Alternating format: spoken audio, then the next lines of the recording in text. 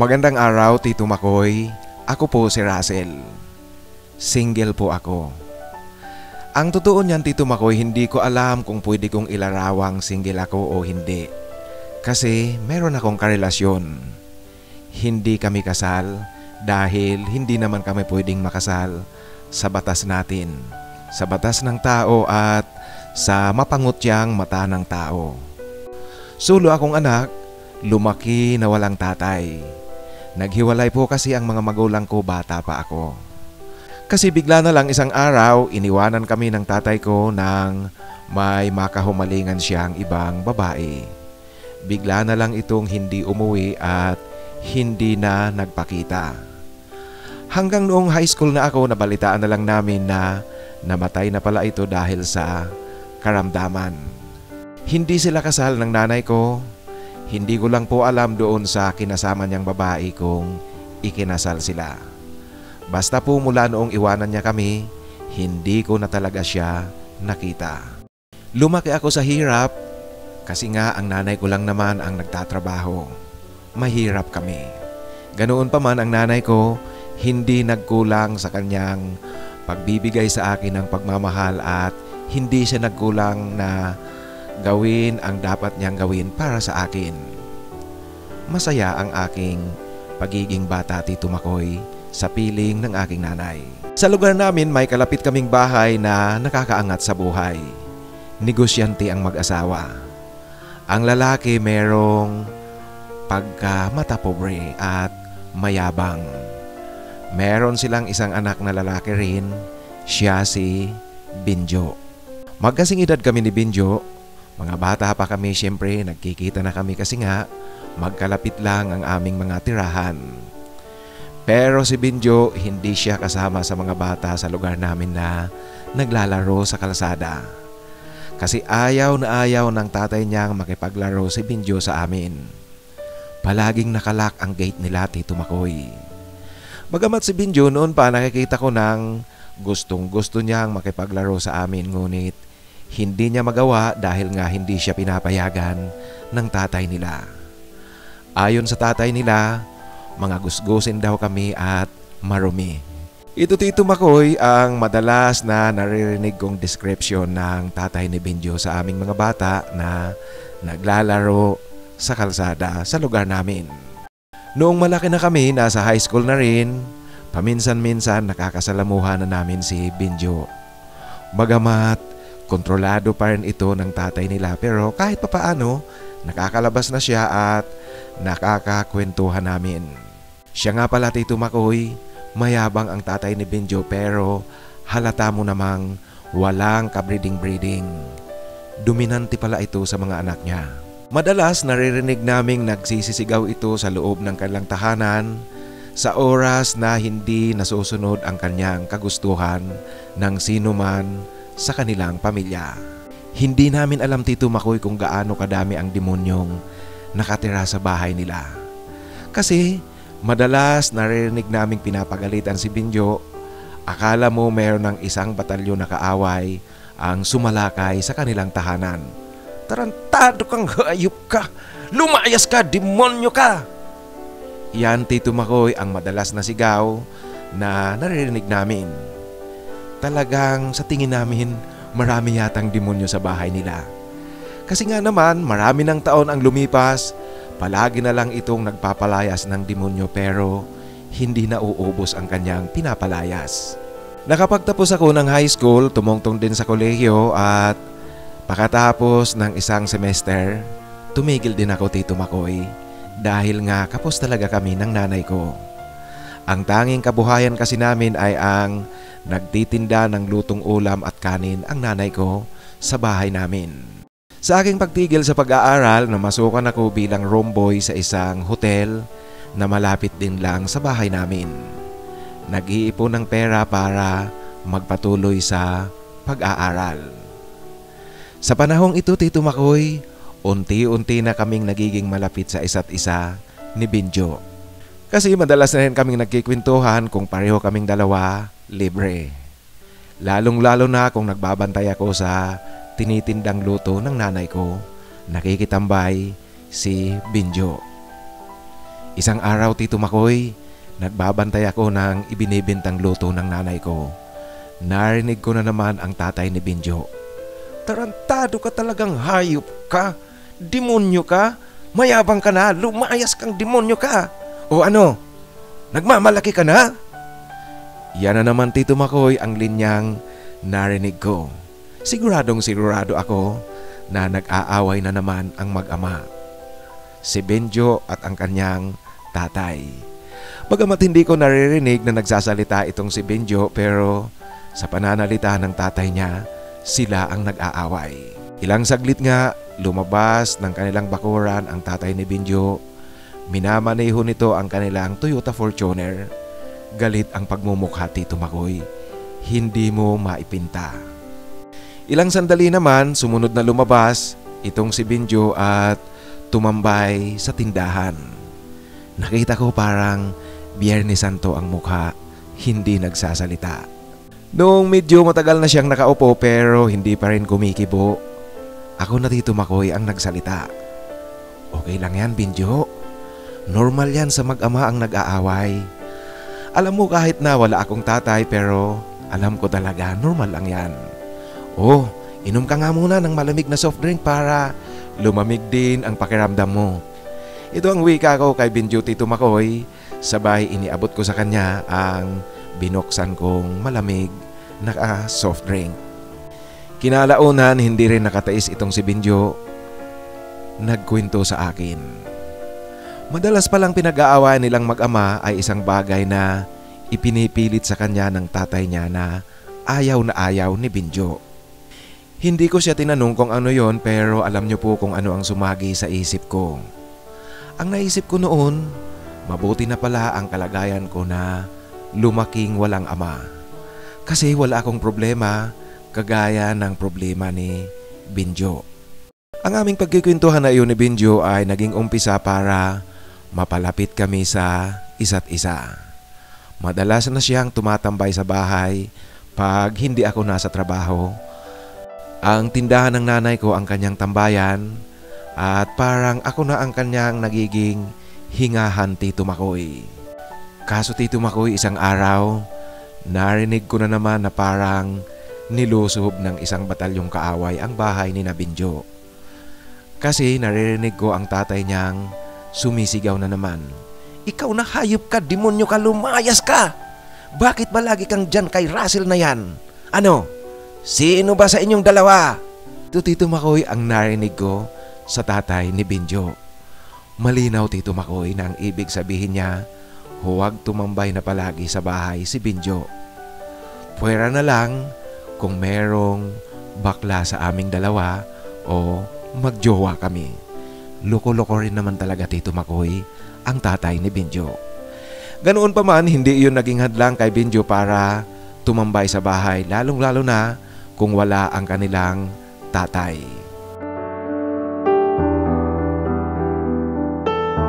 Tito Makoy, hindi ko inaasahan ang pagdating ng isang dagok sa buhay ko. Biglaan itong dumating.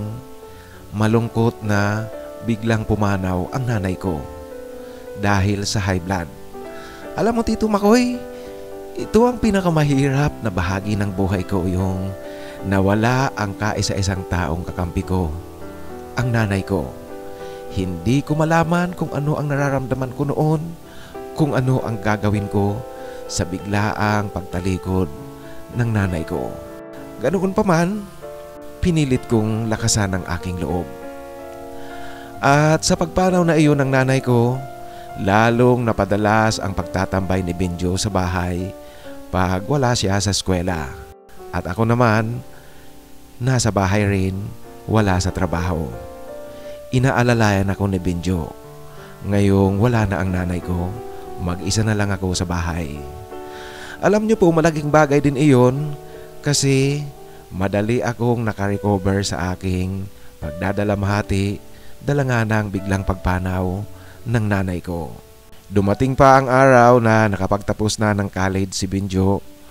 Tuwang-tuwa ako, Tito Makoy, kasi tapos na siya sa pag-aaral. Pagkakataon na niyang makalaya sa kamay ng kanyang ama sa pangungontrol nito sa kanya. Isang araw, Tito Makoy, alas 10 ng gabi ang off ko sa trabaho. Nilalakad ko lang mula sa hotel pauwi sa bahay kasi malapit nga lang naman sa bahay namin. Pagdating ko sa bahay namin, nasa harapan ng bahay ko si Binjo, nakaupo sa gutter ng kalsada. Matagal na pala siyang naghihintay sa pagdating ko. At pagpasok namin sa bahay ko, kaagad niyang inilapag sa maliit na mesa ang kanyang daladalang imported na alak. Regalo pa raw iyon sa kanya ng kanyang uncle noong graduation niya sa college. Ito ang pinakaunang pagkakataon na magja-jamming kami ni Binjo mula't mula pa. Mula pa noong mga bata pa kami. Nalaman ko na wala pala ang tatay nila, bumiyahe sa Manila. Kaya nagkaroon siya ng pagkakataong tumambay sa bahay noong gabi. Kakaiba rin ang tagpong ito, Tito Makoy, kasi dito naglabas ng hinaing si Binjo sa patuloy na pangungontrol sa kanya ng kanilang tatay. Ang akala ko masayang inuman ito kasi celebration ng kanyang pagtatapos sa college kahit na ilang linggo na rin ang nakalipas. Pero ang kinalabasan, puro sama ng loob ang mga ikinikwento sa akin ni Binjo. Naglalabas talaga siya ng sama ng loob. Ang malala, Tito Makoy, malaki pala ang problema niya kasi ipinagkasundo na pala siya ng kanyang tatay na ipakasal sa isang anak ng may kaya din. Alam niyo po, lahi kasi sila ng Chinese kaya may ganitong tagpo o kaya may ganitong tradisyon sa kanila. Yung arranged marriage na ang nag-uusap ay ang mga magulang. Ay ganun ba, Binjo? Pero malay naman natin, baka napakaganda ng chicks. Sigurado ako siyempre pipili ang tatay mo ng magandang klase. Yung karta utso. Sa kakagaya nyo rin na may kaya.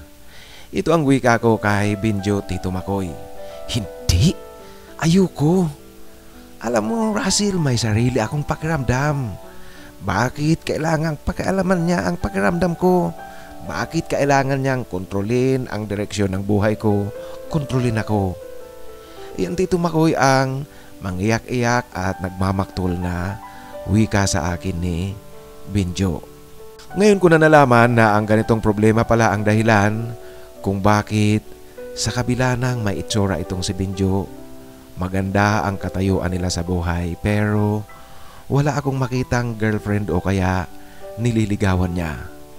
Kasi nga ayaw pala ng tatay nila dahil meron ng kasunduan ang mga magulang nila at ang magulang ng babae na ipakasal silang dalawa. Alam niyo, Tito Makoy, magandang lalaki itong si Binjo. Disinte. Sigurado ako na kahit sinong liligawan niyan, hindi magdadalawang isip na sagutin siya. Kasi nga kahit na may kaya sila, hindi ito mayabang. Ngayon alam ko na kung gaano kabigat ang problema niya. At sa aming pag-iinumang ito, gusto niya talagang magpakalasing. Alam niyo po kasi dalawa lang kami pero naubos na namin ang isang bote na 1,000 ml na imported na alak. Tapos, naghanap pa si Binjo ng alak, Tito Makoy. Buti na lang meron akong mga nakatagong alak sa bahay. Ang mga nakatago ko kasing alak, Tito Makoy, yung mga natitira sa hotel kung merong reception kagaya ng kasal o kaya anumang party. Ang mga alak na naiiwan sa mesa, kinukuha naming mga waiters at room boy. Inuuwi namin ito sa bahay namin. At ang mga naiuwi kong iyon, yun ang ginawa naming pandugtong sa iniinom namin ni Binjo. Alam mo, Tito Makoy, noong lasing na si Binjo, umiiyak ito. Alam ko seryoso ang kanyang pag-iyak. Hindi lang dala ng kalasingan. At nakikita ko rin na gusto niya talagang magpakalango sa alak. Kasi gusto niyang maglabas ng sama ng loob na matagal niya na palang kinikimkim. Kahit lasing na siya, ang tataas talaga ng tagay niya sa baso. Ako na nga, Tito Makoy, ang kinakabahan sa ginagawa ni Binjo. Pero noong madalas natatapo na ang alak, hindi na niya naiinom dahil nga sa kalasingan, tapos hindi na rin siya makatayo, ako na talaga ang nagdesisyon na tumigil na kami. Lasing na rin ako at madaling araw na. Hindi ko siya pwedeng ihiga sa upuan namin kasi alam mo na Tito Makoy, yung upuan sa munting sala namin ay hindi yung sofa ng mga mayayaman na pwede kang humiga. Kaya ang ginawa ko, inakay ko siyang pinahiga sa papag na aking tinutulugan. Tapos isinarado ko ang pintuan ng aming bahay at ang ilaw sa harap nito. Akala ko Tito Makoy sa paghiga ko, tulog na sa kalasingan itong si Binjo. Pero nagulat ako kasi gising pa siya, umiiyak pa rin. Alam ko na dahil nga sa malaking problema niya, dahil sa gustong mangyari ng kanyang tatay. Kausapin mo kaya ang mama mo at sabihin mo sa kanyang ayaw mo sa gustong mangyari ng tatay nyo. Ito ang wika ko sa kanya Tito Makoy, sabay na parang paakbay na niyakap ko siya para ipakita ko ang aking suporta sa kanya. Kagaya rin ng kanyang ipinakitang suporta sa akin noon nang pumanaw ang nanay ko. Ang ginawa kong iyon Tito Makoy ay naging signal sa kanya na parang nagkaroon siya ng balikat na pwede niyang sandalan. Isinubsob niya ang kanyang mukha sa aking balikat. Umiiyak pa rin Tito Makoy. Ilang sandali pa, yumakap siya sa akin. Inilagay ko rin ang aking braso sa kanyang likuran parang payakap rin sa kanya. At ilang saglit nga Tito Makoy, tulog na ito, humihilik na. Palibhasa 3 gabing mawawala ang mga magulang ni Binjo. Noong sumunod na gabi pagdating ko muli galing sa trabaho, naroon na naman si Binjo sa harap ng bahay. Sinasamantala niya na wala ang kanilang tatay. Gaya kagabi, kwentuhan na naman kami at uminom. Alam mo, Russell, naiinggit ako sa kalagayan mo. Mas maswerte kang di hamak kaysa sa akin. Tingnan mo ang buhay mo. Simple, sabihin mo pa na wala kang pera pero matiwasay at matahimik ang buhay mo. Ito ang wika sa akin ni Binjo. Tito Makoy, lahat ganoon ang uri ng pananalitang binibitiwan ni Binjo. Nakikita ko rin na parang sabik siya sa kalayaan niya ngayon. Kahit na pangsamantala lang ito habang wala ang kanilang tatay. Ramdam ko rin na bawat pagkikwento niya, nababawasan ang bigat sa dibdib na kanyang daladala. Kaya naman Tito Makoy ang ginawa ko, lahat pagpapalakas ng kanyang loob. Sa bahay muli siya nagpalipas ng gabi at paghiga namin tulad kagabi, yumakap siya sa akin. Hinayaan ko lang siya Tito Makoy kasi sa tingin ko komportable siya sa ganoong kakalagayan. Ako naman, hinihimas-himas ko rin ang kanyang ulo at ang kanyang buhok. Tito Makoy, biglang humalik sa liig ko si Binjo. Hindi ako kumibo at hindi rin tumanggi. Dahil sa wala akong reaksyon, idinikit niya ang labi niya sa labi ko. Pagkatapos Tito Makoy, dahan-dahang gumapang ito ng maingat na maingat at kinagat niya ng kaunti ang aking labi. Tinatansya niya kung papalag ba ako o hindi. Alam niyo po, hindi ko rin alam kung bakit pinapabayaan ko lang siya. Dala siguro marahil na iniisip kong komportable siya sa ganito, kinakailangan kong gawin ang lahat para kahit papaano matakasan niya ang sama ng loob na kanyang nararamdaman. Hanggang Tito Makoy sa lantaran nang humalik muli sa labi ko si Binjo. Diniin na niya, kasabay ng higpit ng yakap niya sa akin. Ako naman hindi ko rin maintindihan kung ano pa ang mga nangyayari, basta ang sumunod na lang Tito Makoy na nakita ko, naghahalikan na kaming dalawa, mahigpit na magkayakap. Pareho kami walang salitang binibitiwan, walang pag-uusap na nagaganap. Pero may nagaganap sa pagdidikit ng aming mga katawan. Maya't maya, ang labi namin ang naglalaban. Sumunod ang galawan namin sa higaan na hindi na namin talaga makontrol ang aming sarili. Sinundan ng mainit ng hangin mula sa aming mga bibig at malalim na buntong hininga.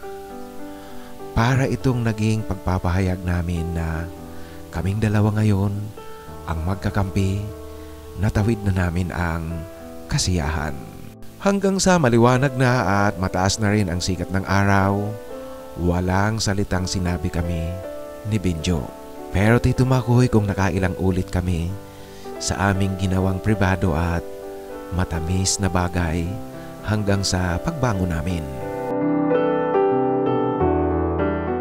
Isang araw nakita ko rin ang babaeng gusto ng tatay ni Benjo para sa kanya. Pumunta ito sa bahay nila kasama ang mga magulang. Nakita ko na lang yung paglabas na ng bahay at papasok na ng sasakyan para umuwi. Alam ko na Tito Makoy kung bakit ayaw ni Benjo na magpakasal doon. Kasi nga Tito Makoy, maging ako man, sabihin pa nating milyonarya ang babae at ako mahirap, hindi ako kakasa doon. Hindi ko na ilalarawan pa kung ano ang itsura kasi ayoko namang ma-offend ang mga kababayan natin, yung mga nakikinig sa iyo na merong kaparehong itsura kong ilalarawan ko at sasabihin ko ang buong description. Basta Tito Makoy, maging ako, hindi talaga ako papayag na makasal doon. Kung ako rin nga naman sa kalagayan ni Benjo, mas gugustuhin ko pang itakwil na lang ako ng magulang ko kaysa sa makasal ako doon. Matagal pa naman bago dumating ang itinakdang araw ng pagpapakasal sa dalawa. Pero habang dahan-dahang nalalapit ang araw na iyon, si Benjo lalong nawawalan ng pag-asa. Nagkataon pa Tito Makoy na nakatakda na akong lumuwas sa Manila para makipagsapalaran. Meron kasi kaming naging guest sa hotel namin na isa palang shift supervisor sa isang 4-star pero branded na hotel dito sa Manila. Inaya niya akong magtrabaho sa kanila kasi nagustuhan niya ang aking pagtatrabaho, ang aking pag-aasikaso sa kanya. Ang pagkakataong ito Tito Makoy, hindi ko talaga pinalampas. Noong araw na aalis ako para tingnan ang lugar at ang hotel na aking pagtatrabahoan kung sakali man, balisang-balisa itong si Benjo. Tuloy Tito Makoy, ako ang natatakot kasi baka kung ano ang gawin nito, sumasagi sa isip ko na baka magbigti itong si Benjo. Nakakatakot. Alam nyo na po hindi natin maaaring baliwalain ang mga ganoong sitwasyon. Benjo, hindi pa naman ako aalis. Alam mo, titingnan ko lang ang hotel at ang lugar, kaya uuwi pa ako. Kung sakaling magustuhan ko, siyempre babalik ako doon para magtrabaho. Pero ngayon, relax ka lang muna. Ito Tito Makoy ang wika ko kay Benjo. Nagkataon Tito Makoy na nagustuhan ko ang lugar at maganda rin ang salary package na ino-offer nila. Kaya kinuha ko na ang trabaho. Ang problema ko talaga ngayon Tito Makoy, si Benjo. Ayokong iwanan siya kasi nga baka kung ano ang gawin nito. Siyempre desperado tapos wala ako na kaibigan niya. Ako lang talaga ang tanging kaibigan niya sa lugar namin. Kaya naman Tito Makoy, para palakasin ko ang loob ni Benjo, ibinigay ko sa kanya ang address ng hotel na aking pagtatrabahoan. At ang cellphone number ko rin ay nasa kanya na.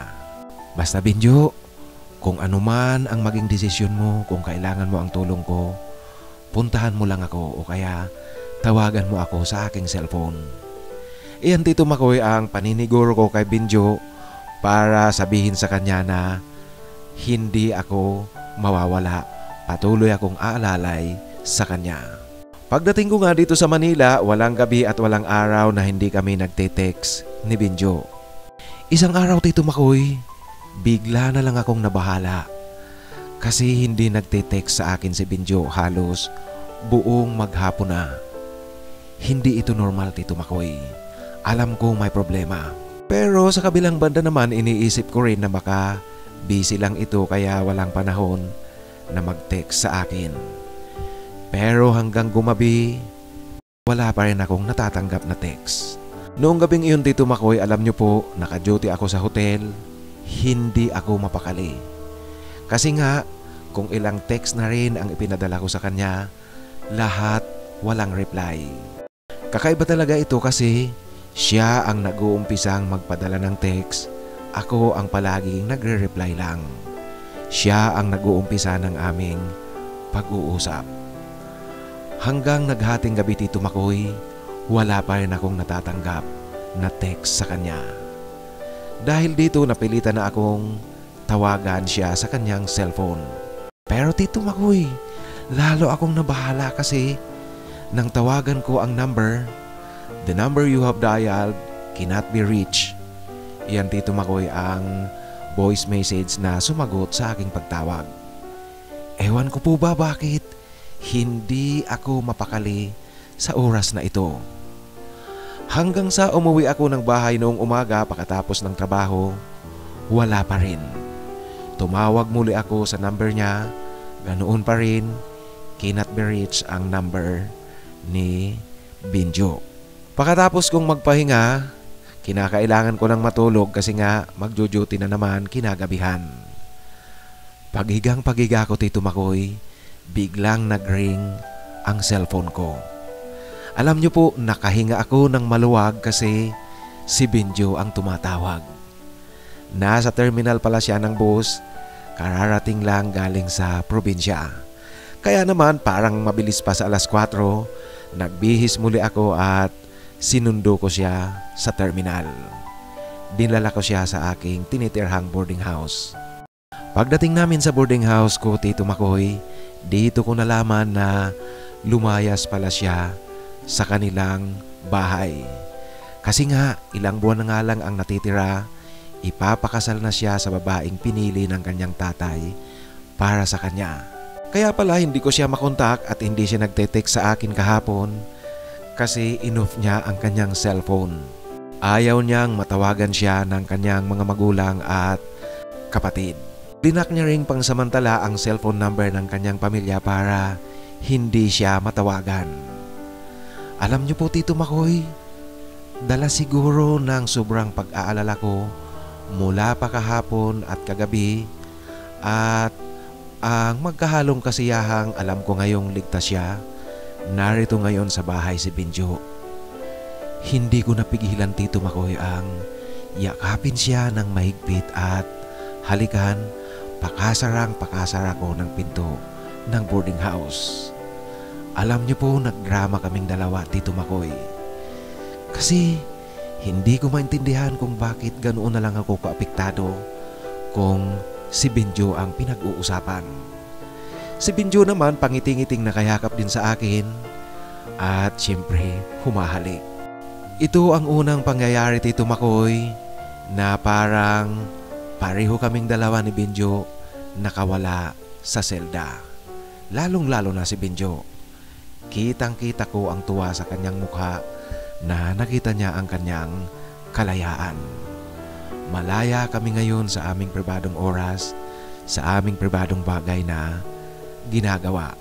Hindi man namin sinasabi sa pananalita, pero sa aksyon namin, ipinahayag namin kung ano ang aming pakiramdam, kung ano ang aming damdamin sa bawat isa. Siyempre, Tito Makoy, sa boarding house si Binjo na natili at makalipas ang ilang araw, naghanap rin ito ng trabaho. Maswerte naman na nakahanap rin kaagad ng trabaho si Binjo dito sa Manila. At ang maganda pa, Tito Makoy, malapit din lang sa boarding house namin. Noong pareho na kami merong sinasahod, napagdesisyonan namin na maghanap ng mas malaking boarding house kasi magkatulong na rin kaming dalawa. Nakahanap rin kami ng malapit rin lang sa lugar at hanggang ngayon dito kami nakatira ni Benjo. Dahil sa paglalayas na iyon ni Benjo, walang kasalang naganap. Alam niyo po Tito Makoy, ini-imagine lang namin ni Benjo ang ngit-ngit ng galit ng tatay niya. Pero ayon kay Benjo, wala siyang pakialam kung ano pang galit meron sa kanya ang kanyang tatay. Basta hindi siya pwedeng sumunod sa kagustuhan nito na ayaw niya talaga. Hindi pwedeng diktahan at kontrolin ng tatay niya ang kanyang sariling buhay. Ilang buwan ang makalipas pagkatapos ng itinakdang araw ng kasalsanan ni Benjo, umuwi ako sa amin para ipaayos ko at tingnan ang bahay ko na iniwan sa akin ng nanay ko. Alam mo Tito Makoy, nang makita ako ng tatay ni Benjo, ewan ko lang, siguro dahil nga guilty din ako sa pagtatago kay Benjo. Pakiramdam ko ang sama-sama ng tingin niya sa akin. Hindi nga ito nakatiis at nagsalita talaga. Hoy, Russell, alam mo ba kung nasaan si Benjo? Ikaw ang kaibigan niya, hindi ba? Ito ang parang walang pinag-aralang wika sa akin ng tatay ni Benjo. Sir, paano ko naman po malalaman ang problemang iyon? Kitang-kita nyo naman ilang buwan akong wala rito. Nasa Manila ako. Bakit po? Ano po bang nangyari? Ano po ba ang problema? Nasaan po si Benjo? Ito ang pagkukunwari ko Tito Makoy. Naku Russell, siguraduhin mo lang talagang wala kang alam. Kasi unang-una, kanino yun pupunta? Ikaw lang naman ang kaibigan niya, hindi ba? Yan ang wika niya sa akin. Grabe naman po kayo sir. Ibig niyo pong sabihin pumasok sa college yung anak niyo, lahat na kamag-aral niya ay kaaway niya. Ito Tito Makoy ang mahinahon na medyo pasuplang wika ko sa tatay ni Benjo. Kinalaunan nga kasi hindi naman talaga ako makikipag-away sa kanya. Napilitan ring magkwento ang tatay ni Benjo kung ano ang nangyari. Pero habang nagkikwento siya, yung pananalita niya yung parang akala mo isang general at akala mo ba'y tauhan niya ako, amo ko siya. Ibang klase talaga ang tatay ni Benjo. Sa ngayon Tito Makoy, ilang taon na rin ang lumipas mula nang maglayas si Benjo, mula nang magsama kami. Pero hindi pa siya umuwi sa kanila at hindi pa rin nagpaparamdam. Nagpalit na siya ng SIM card ng kanyang cellphone. Wala nang kontak sa kanya ang kanilang pamilya. Ako naman Tito Makoy, pabalik-balik sa lugar namin kasi yung bahay na naman ako sa nanay ko, ginawa ko itong boarding house. Nagtira lang ako ng espasyo para sa akin. Kinakailangan ko lang umuwi kung maniningil ako ng upa sa mga boarders ko. Ang pamilya naman ni Benjo hanggang ngayon, wala pa rin nakakaalam na magkasama kami. Tuwing tinatanong nila ako kung nasaan ako nagtatrabaho, sinasabi ko naman kung anong hotel at ang sabi ko sa kanila, stay in ako sa aking trabaho.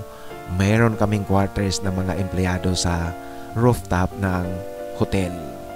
At bilang pag-iingat rin Tito Makoy, hindi ko rin ipinapaalam sa mga katrabaho ko ang tirahan namin. Bagamat sinadya naming hindi gaanong malayo sa trabaho, pero malayo ito sa mga major landmarks na puntahan ng mga tao. Malayo rin sa mga terminal ng bus na pauwi sa probinsya. Naniniguro kami Tito Makoy sa aming pagtatago ni Benjo. Tito Makoy, alam niyo po, sa haba ng pagsasama namin ni Benjo, sa tingin ko, mahal na namin ang bawat isa. Isa kasing matibay na pundasyon ang pinagsamahan namin, yung pagiging magkaibigan namin at yung panahon na kami lang ang nagiging sandigan namin sa bawat isa. Yung panahon na namatay ang nanay ko at yung panahon din na naglalabas ng kanyang problema sa akin, si Benjo. Minsan Tito Makoy, nagbibiruan kaming dalawa na nagtanan raw kaming dalawa. Pwede nga namang sabihin mong nagtanan kami kasi umalis ako doon sa amin, sumunod sa akin si Benjo. Alam niyo po, tinatawag namin ang aming relasyon ang aming pagsasama na ang pag-ibig raw namin ay pag-ibig ni Romeo at Julio. Pwede nga naman talaga, Tito Makoy. Tungkol naman sa akin, makalipas ang ilang taon, naisip ko, Tito Makoy, na bumalik sa pag-aaral pero off-campus lang. At alam nyo po, ilang hakbang na lang, aabot na ako sa katapusan ng pag-aaral ko. Hospitality management ang kinukuha ko kasi exposed ako sa ganitong trabaho. At ngayon nga, Tito Makoy, isa na rin po pala akong shift supervisor sa hotel pa rin kung saan ako nag-umpisang magtrabaho dito sa Manila. Mula sa pagiging room boy, kahit papaano, meron na ring pagbabago sa aking trabaho. Sa aming pagsasamang ito ni Benjo, alam namin pareho na pag-ibig talaga ang namamagitan.